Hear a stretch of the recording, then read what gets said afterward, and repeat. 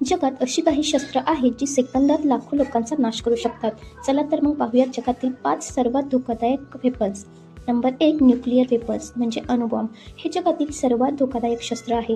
याचा वापर झाला होता हिरोशिमा आणि नागासाकी बॉम्बिंगमध्ये, ज्यात लाखो लोकांचा मृत्यू झाला होता.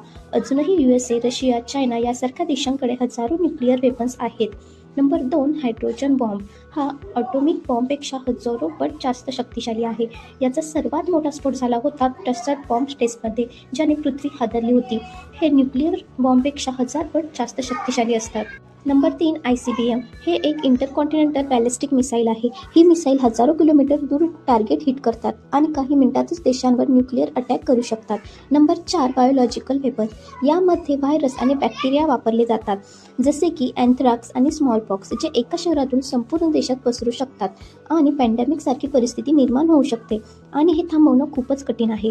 Number 5, chemical weapons. ही शस्त्र हवेत मिसळतात आणि काही सेकंदातच माणसाचा श्वास बंद करतात, म्हणजेच सरीन गॅस आणि मस्टर्ड गॅस, ज्यामुळे शरीर पूर्णपणे पॅरालायझिस होते. यामध्ये टॉक्सिक आणि केमिकल वापरून लोकांना मारलं जातं.